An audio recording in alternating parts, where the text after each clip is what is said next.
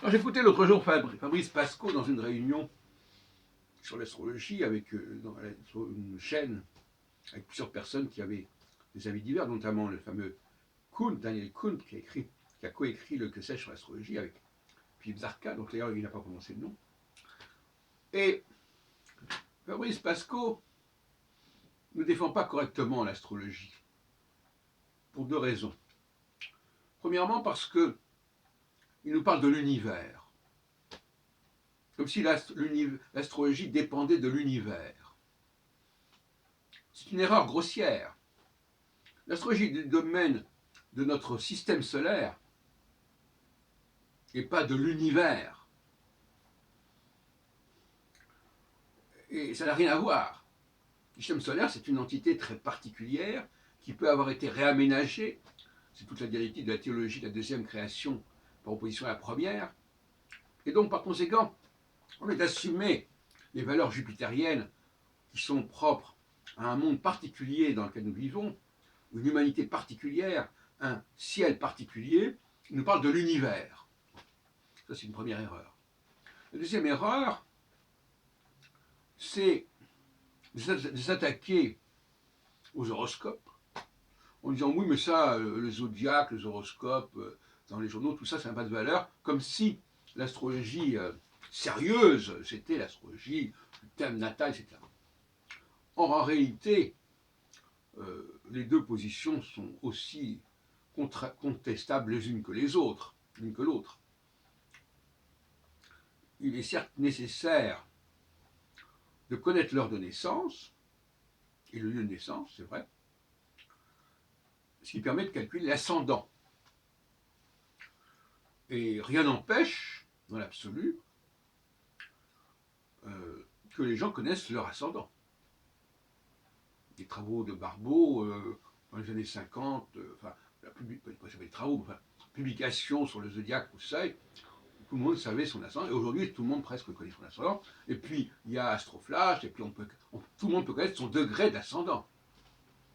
Donc, ce qui fait défaut à ces ouvrages, à ces publications médiatiques, c'est qu'elles confondent l'ascendant avec le signe solaire.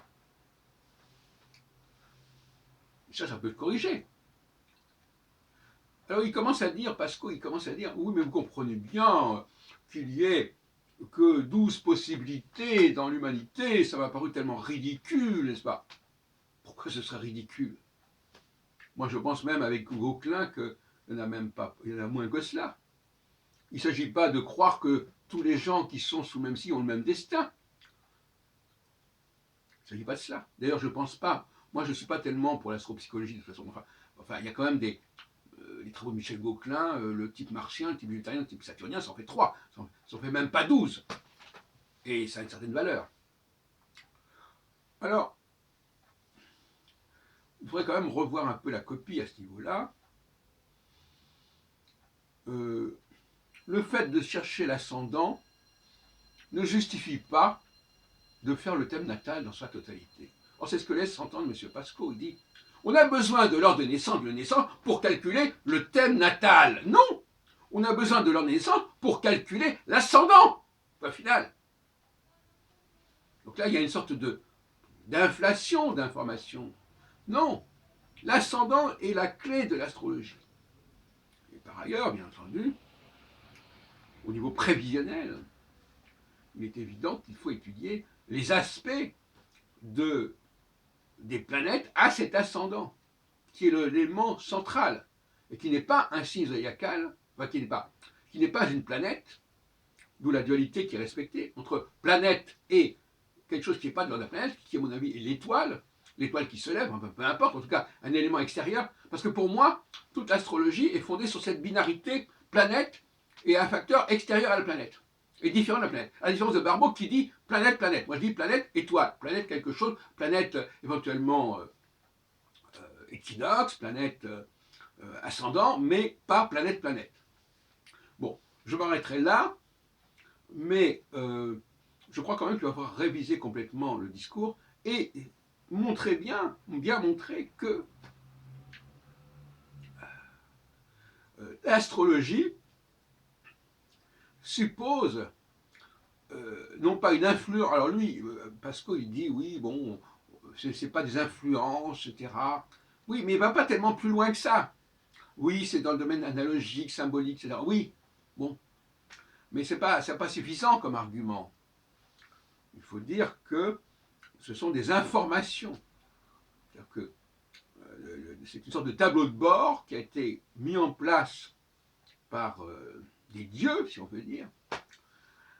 Et il s'agit, en fin de compte, et je ne le reproche pas à M. Pascal, ce n'est pas. Bon, euh, il s'agit d'opposer une théologie de la première création à une théologie de la deuxième création.